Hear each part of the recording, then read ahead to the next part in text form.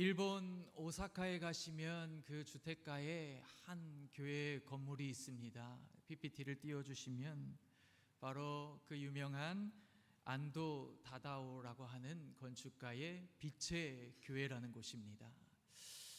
이것이 왜 유명하느냐? 지금 겉으로 볼 때는 소박한 교회의 모습처럼 보이지만 그 내부에 들어가면 그 인테리어가, 내부의 실내 건축이 말 그대로 이름과 같이 빛의 교회인 것이죠. 하나님을 나타내는 대표적인 상징할 수 있는 것들이 있다고 한다면 그것은 하나님의 그 긍휼하신 사랑이 나타난 십자가, 그리고 하나님의 그 형상을 감히 인간으로서는 표현할 수 없지만 빛으로 보통 하나님을 새기게 되는데요. 2000년 동안 수많은 교회들이 있었겠죠. 근데 그 교회에는 바로 이 하나님을 상징할 수 있는 십자가와 빛을 하나로 합친 사람이 한 명도 없다는 거예요. 합친 교회도 하나도 없고. 근데 바로 이 안도 다다오라고 하는 사람이 이 마감되지 않은 콘크리트 벽을 뚫어 놓음으로써 자연채광이 들게 해서 빛과 십자가를 하나로 통합시켰다는 데에 건축에 상당한 의의가 있어서 이 교회를 많은 건축가들이 주목하게 되고, 심지어는 요즘은 할리우드의 배우들, 셀럽들도 이 건축가를 통해서 자기의 저택을 짓고 싶어 한다고 그러더라고요. 십자가의 모습이 우리에게 만약에 저기에 선다고 하면 어떻게 드리워지겠습니까? 빛으로 우리에게 스며드는 그 십자가, 빛으로 드리워지는 그 십자가의 모습을 저 자리에서 경험하게 되면 누구를 경험하게 되겠습니까? 적어도 하나님의 신비를, 하나님의 그 귀한 어떤 살아계심을 건축을 통해서 경험할 수 있도록 이 건축가가 고심에 고심을 한 것이죠. 하나님의 신성과 경외감이 이 자리에 가면 느껴지게 될 것이고, 이것이 바로 오늘 우리가 읽어가는 이 본문 속에도 이런 모습이 있을 수 있겠다. 예술성과 신학이 잘 어우러져서 하나님을 반영하도록 지어진 이 거룩한 건축물을 새겨가면서 오늘 우리가 함께 출애굽기의 말씀에 들어서기를 원합니다. 먼저 오늘 읽으신 이 출애굽기의 말씀은 말 그대로 출애굽, 이집트를 빠져나온다는 이야기가 기록되어져 있는 성경입니다. 출애굽기라고 하는 그 제목 속에 우리가 쉽게 떠올리는 것은 홍해를 건너는 사건이죠.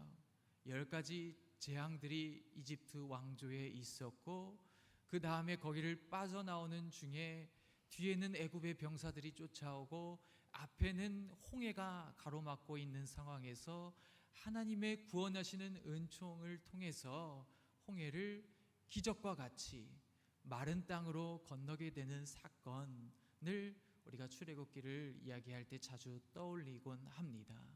물론 그 이야기가 아주 사람들에게 참 지울 수 없는 인상을 남기는 것이 사실이긴 하지만 출애굽기에는 그 이야기만 있는 것이 아니죠. 나온 백성들이 신의 광야, 신의 산에 당도해서 하나님과 언약을 체결하고 하나님께서 율법을 수여해 주시는 장면도 있습니다. 그것도 출애굽 그 홍해를 건넌 것 못지않게 중요한 사건이고요. 더 나아가서는 25장부터 이제 성막을 지어 가는데요, 하나님이 거하실 곳을, 사실 하늘에 계신 분을 이 땅에 거하실 그 자리로 옮겨놓기 위한 그 건축의 작업, 아니 창조적 사역이 요구되는 그 작업도 출애굽기에는 한몫 담당하고 있는 중요한 내용입니다.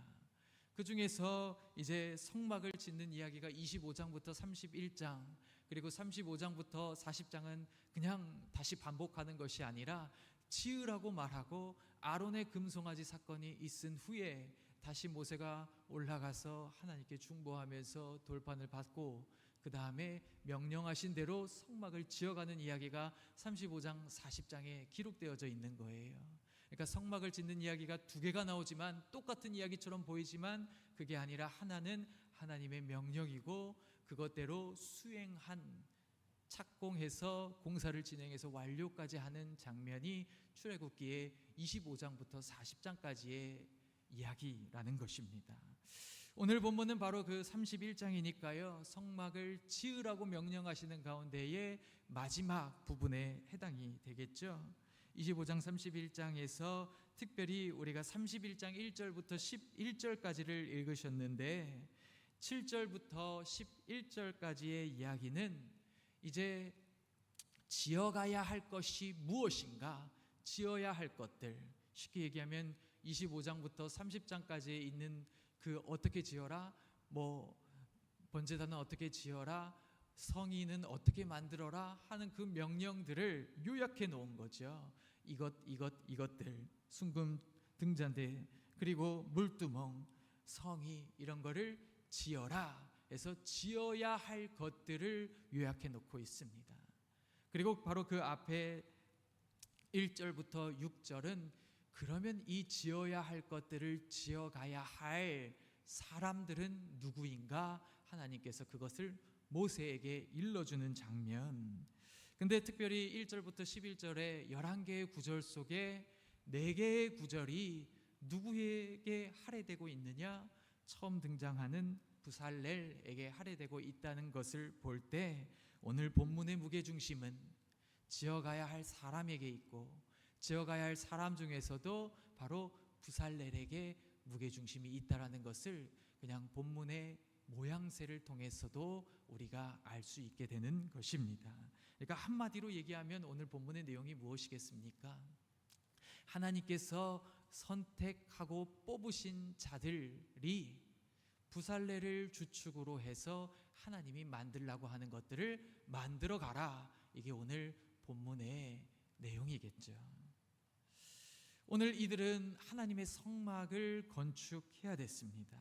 우리가 먼저 살펴볼 것은 누가 이 건축을 의뢰하고 있는가, 그거를 물어보셔야 돼요. 1절에 보시면 여호와께서 모세에게 말씀하여 이르시되 라고 이야기를 하고 있습니다. 오늘 이 건축에 의뢰하는 분은 누구라고요?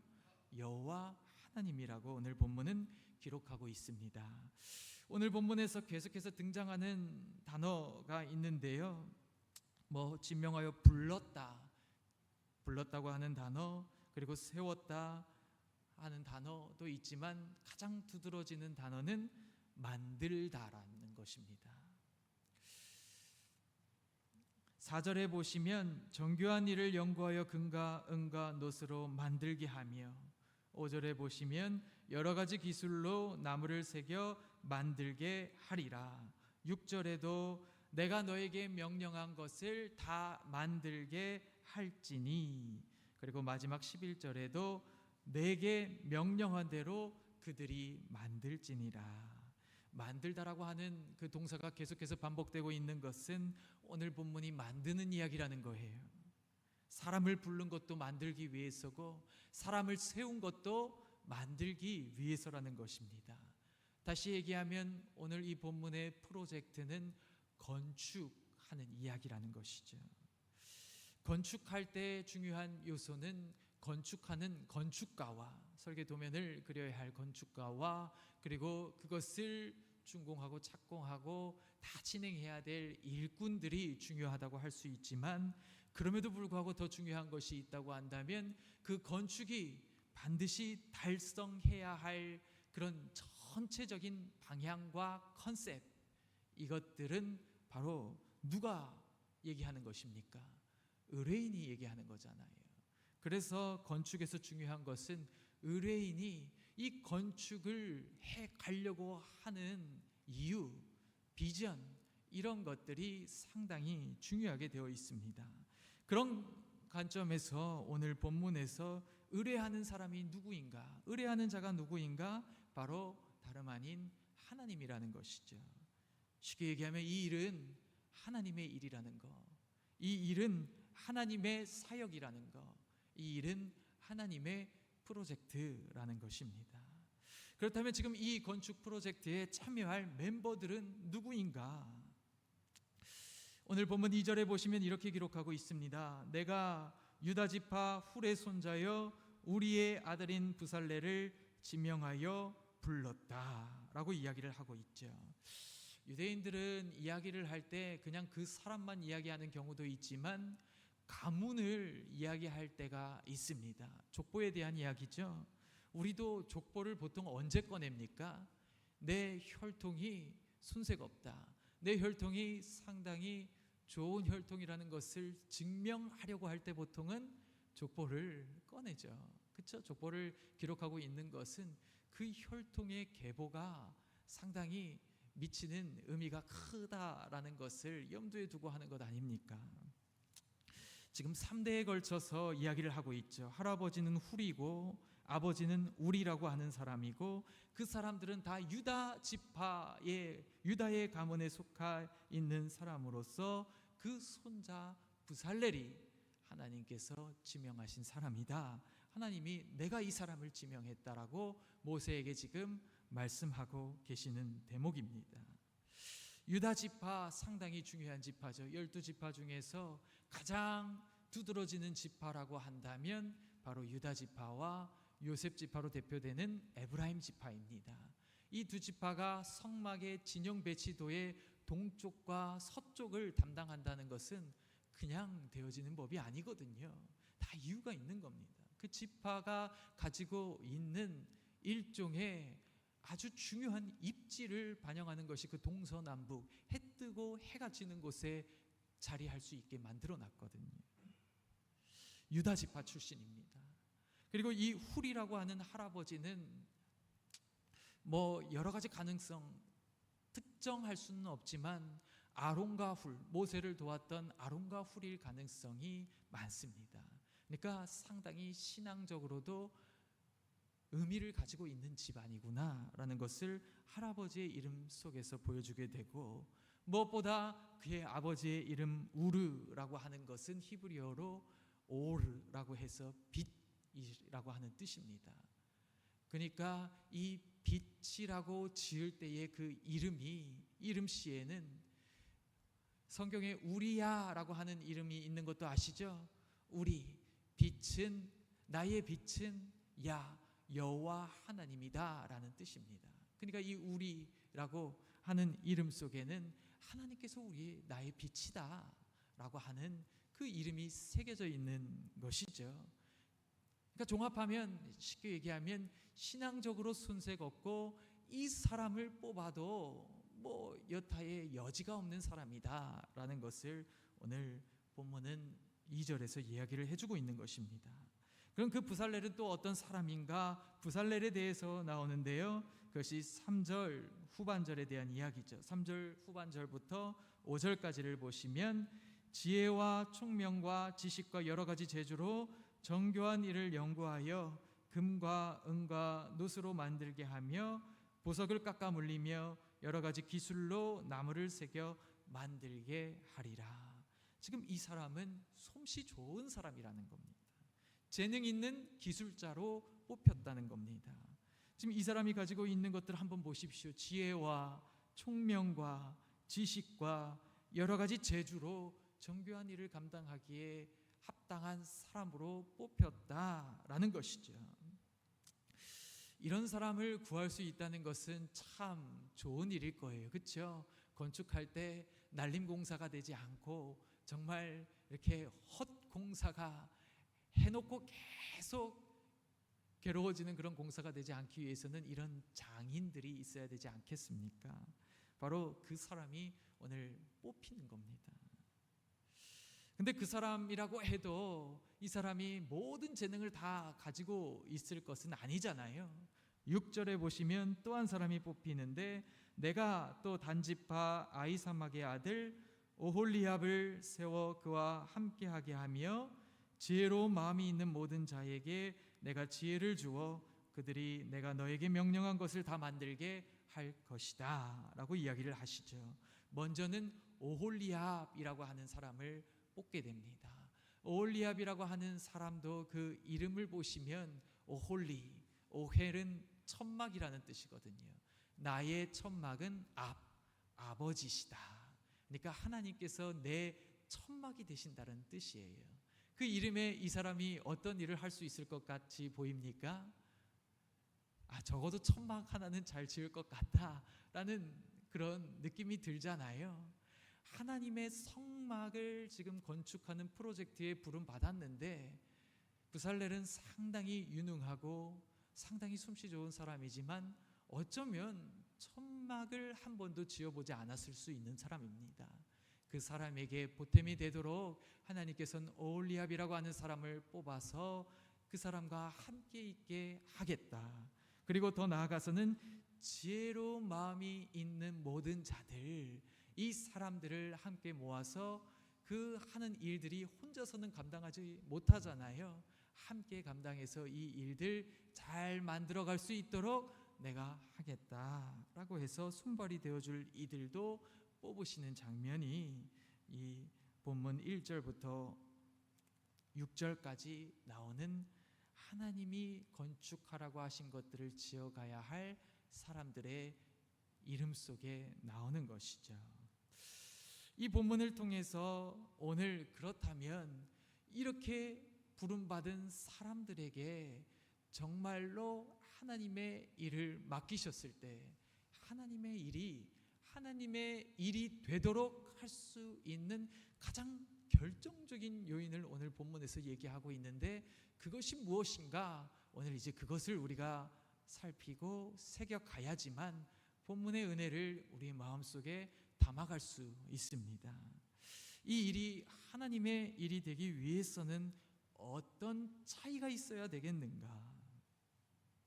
여러분 한번 생각해 보십시오. 믿지 않는 사람이 성막을 딱 본다고 한번 생각해 보십시오. 성막을 뭐라고 얘기할까요?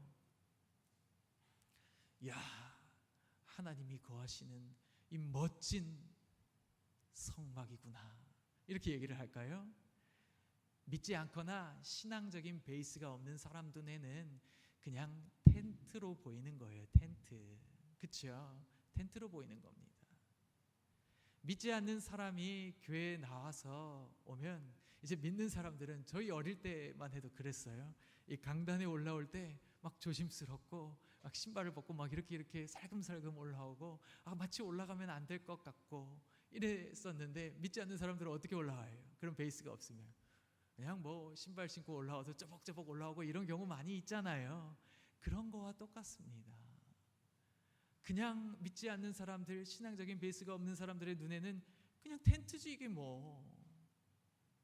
근데 이 텐트가 말 그대로 거룩한 천막, 성막이 되기 위해서는 도대체 어떤 차이가 있어야겠는가? 아니, 그냥 업자가 아니라 건축가였다라고 말할 수 있는 사람. 아니, 그냥 일이 아니라 이건 사역이다, 성역이다 라고 말할 수 있는 그 차이가 어디서 오냐는 거예요. 겉모습은 똑같잖아요. 겉모습은 50보 100보입니다. 그거를 가르는 차이가 무엇인가? 지금 부살렐이라고 하는 사람이 부름 받았습니다. 정말 대단한 사람이죠. 지혜도 있고 총명도 있고 지식도 있고 재주도 있고 이걸로는 세상의 웬만한 일들은 다 감당할 수 있는 능력입니다. 세상에서는 부살렐이 가지고 있는 이 능력만으로도 인정받을 수 있다는 소리입니다. 그런데 하나님의 일이라고 하는 것은 뭔가 조금 결이 다르다는 거예요. 적어도 지금 이 일을 의뢰하신 분이 세상의 어떤 여타의 다른 사람들이 아니라 하나님이 의뢰하신 일이라고 한다면 이건 결이 다르고 하는 방식도 달라져야 되고 무엇보다도 하나님께서 요구하시는 보통 예사로운 의뢰인이 아니잖아요. 그 의뢰인의 조건을 만족하기 위해서는 우리도 그 건축에 임하는 사람도 부름받은 일꾼들도 뭔가 마음가짐부터 달라져야 한다라는 것을 오늘 본문은 이야기를 하고 있는 것이죠. 지혜, 총명, 지식, 재주, 이 사람의 차원에서 성취할 수 있는 이 네 가지가 있어도 단 한 가지가 없으면 하나님의 일은 성립이 안 된다는 것을 오늘 본문은 얘기하고 있는데, 그것이 무엇입니까? 바로 3절 전반절의 이야기입니다. 하나님의 영을 그에게 충만하게 하여 지혜와 총명과 지식과 여러 가지 재주의 일들을 온전히 사용할 수 있게 해서 만드는 작업에 임하게 하겠다라는 것이 하나님이 모세에게 이야기해주고 있는 장면인 것이죠. 이 쉽게 얘기하면 성령이 충만해야 된다는 거예요. 하나님의 영이 충만해야 된다. 하나님의 영이 그냥 있으면 안 되고 뭐라고요? 충만해야 된다. 그럼 우리가 이제 질문해야겠죠. 하나님의 영이 충만한 게 무엇입니까? 무엇입니까? 우리가 하나님의 영이 충만하게 해달라고 기도할 때 모르겠어요. 어떤 것들을 생각하시면서 그렇게 기도하고 간구하시는지 모르겠지만 보통은 보면 어떤 초자연적인 능력, 어떤 인간의 범주에서 해결할 수 없는 어떤 초자연적인 능력이 나에게 주입돼서 내가 뭐 방언도 말하고 은사도 행하고 여러 가지 뭔가 기적적인 일을 행하는 능력을 보통 얘기할 때 하나님의 영이 충만하게 해달라고 기도하는 경우도 더러 있을 것입니다.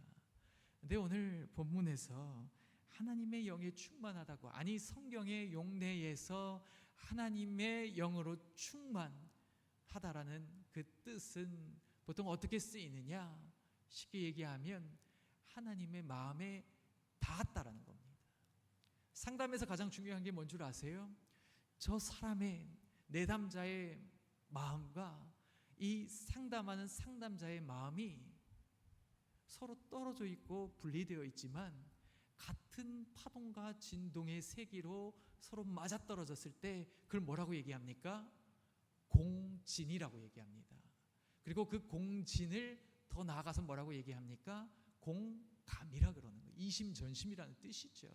그렇게 되었을 때 이제 비로소 상담이 온전하게 이루어지게 된다라는 것을 상담학에서는 가르치는데, 하나님의 영이 그냥 있는 게 아니라, 자리하는 게 아니라 충만하다라고 하는 것은 하나님의 영의 도움을 받아서 하나님께서 원하시는 일을 정확히 수행할 수 있는 상태, 그것을 가리켜서 충만이다라고 얘기를 하는 거예요.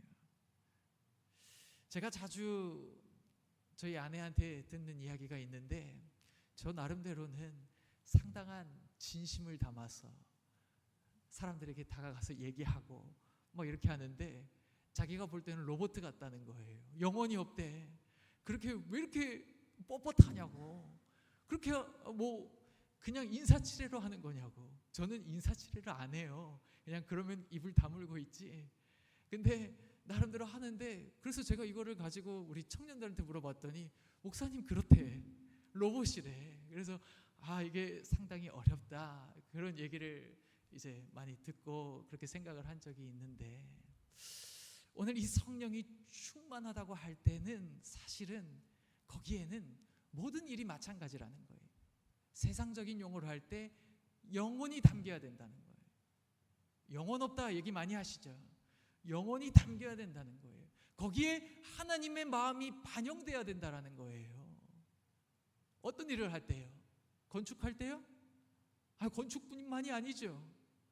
노래할 때도 마찬가지고, 내가 성경을 봉독할 때도 마찬가지고, 이게 의뢰하는 분이 하나님이라고 한다면, 아니 적어도 이 일이 하나님의 일이라고 칭해질 수 있다고 한다면, 그렇죠. 음식하는 것도 마찬가지고 모든 부분들이 다 하나님의 마음과 같은 세기로 공감을 이루려고 하는 가운데에서 하나님의 거룩하심이 반영되게 하려고 하는 노력 속에 바로 성령 충만함이다 라고 하는 고백이 터져 나오는 장면이라는 겁니다. 그러니까 정리하면 하나님의 마음과 생각에 동한 사람, 하나님의 마음에 공감한 사람, 예레미야가 뭐라고 얘기합니까? 내 마음이 불붙는 것 같다는 거예요. 누구와 마음을 일치를 이루어 간다는 겁니까? 누구의 마음이 불붙고 있었어요? 예레미야 시대에 하나님의 마음이 불타고 있었잖아요. 하나님의 뜻대로 행하지 않는 백성 때문에 자기가 전하지 않으려고 해도 마음에 하나님의 마음이 깨달아지고 공감이 되니까 불이 붙어서 말하지 않을 수가 없다라는 거예요. 그러니까 하나님의 일은 하나님의 마음과 공감을 이루어 가려고 하는 그 성령 충만함의 움직임 속에 결국엔 하나님의 마음이 담길 수밖에 없는 것이고, 우리는 그게 영혼이 있다라고 얘기하는 것인데 거룩함이 담기게 된다라는 것입니다. 그러니까 세상에서는 아무리 노래를 꾀꼬리같이 잘하고 음정에 틀림이 없고 짝짝짝 질러가는 그런 가수라고 해도 찬양을 세상 곡이랑 동일하게 부르면 은혜가 안 되고 거기에 하나님의 성품이 이 듣는 청중에게 다가오고 울림을 주지 못하는 이유가 무엇이냐? 바로 그런 문제가 있는 거예요. 하나님의 성품이 반영되지 않고 그냥 사람의 차원에서 만족시킬 수 있는 기능과 재주와 기교로 충분히 할 수는 있지만, 그 세상에서 높은 평가를 받을 수 있지만 적어도 하나님의 바운더리 안에서는 그걸로만으로는 차라리 그 네 가지 말고 이 한 가지를 절대로 잃지 말아야 한다라는 것을 오늘 본문은 우리에게 알려주고 있는 것입니다. 이 본문을 읽어가고 묵상하면서 이런 생각을 했어요. 아니, 지금 출애굽한 마당에 어떻게 이 놀라운 재능을 가지고 있지? 생각해 보신 적 있으세요? 보석을 세공하고 이 건축하는, 그리고 옷을 짜고, 옷 짜는 것까진 그렇다 쳐요. 금속을 다듬고 세공하는 일은 어디서 배웠을까 생각해 보셨어요? 이 사람들은 목축업이 베이스인 민족이잖아요. 야곱의 자손들은 목축업이 베이스예요. 그래서 고센 땅을 물려받는 겁니다. 이집트에 내려가도 고센 땅은 목축하기 좋은 땅이에요. 파라오가 요셉을 보고 이집트에 내려오라고 했지만 거기 말고 우리 민족은 목축하기 때문에 이 땅을 주십시오 해서 고센 땅을 차지한단 말이에요. 그러다 나중에 요셉을 알지 못하는 왕이 들어서서 이제 이 사람들을 히브리 노예로 삼게 되고 여기서 탈출했는데, 이 사람들이 어떻게 보석 세공하는 기술을 가지고 있을까요? 부살렐이 어디서 배웠을까요? 애굽에서 배웠겠죠. 애굽에서 배운 겁니다. 그러니까 우리가 이 모든 전반적인 하나님의 일들을 해갈 때 세상적인 일들로 받아들이고, 아유, 세상에서는 이렇게 해요, 이렇게 하면 돼요, 이렇게 하는 게 맞아요, 이렇게 하고 아무런 그런 성령 충만함에 대한 인식과 하나님이 원하시는 것을 반영하려고 하는 마음 없이 이 교회 일들을 쭉 해간다. 어떤 일들이 벌어질까요? 공교롭게도 한 장만 넘어가시면 32장 4절에 모세가 돌판을 받으러 올라갔다가 내려오는 것이 더딤을 보고 백성들이 아론에게 주문하죠. 우리를 인도하여 낸 모세가 안 오니까 우리를 위해 신을 만들라. 그때 여기에 아론의 솜씨가 새겨지는 장면이 나오는데요, 아론이 조각칼로 새겨서 뭘 만듭니까? 금송아지를 만듭니다. 이거는 그냥 요만한 금붙이가 아니고요, 모든 사람이 지금 무릎 꿇고 경배하고 난리 나잖아요. 이거를 본 순간 경외감에 사로잡혀서 절할 수밖에 없는 건축 아론의 솜씨를 만들었다는 거예요. 아론의 솜씨가 드러났다는 거예요. 그게 황금 송아지입니다. 근데 그거는 다른 말로 하면 애굽에서의 숭배하는 것들을 재현해 놓은 거란 말이죠.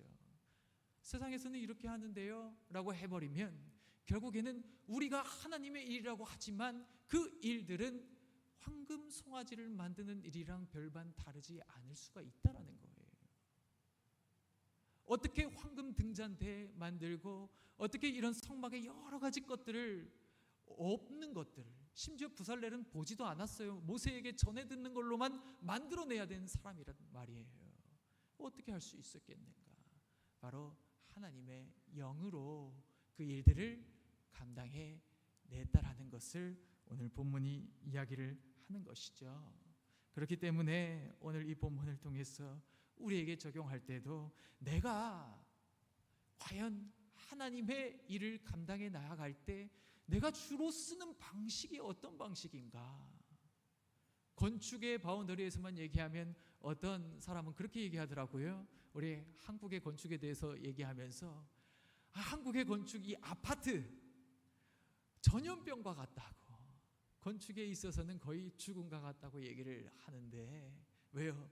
그냥 깍둑설계로 이렇게 층만 쭉 올려가지고 실용적으로만 지어놓기 때문에 그 건축이 무슨 의미가 담길 뿐더러, 아까 우리가 처음에 살펴봤던 안도 다다오의 건축물과 비교할 때 그 건축에서 어떻게 우리가 하나님을 볼 수 있겠습니까? 마찬가지죠.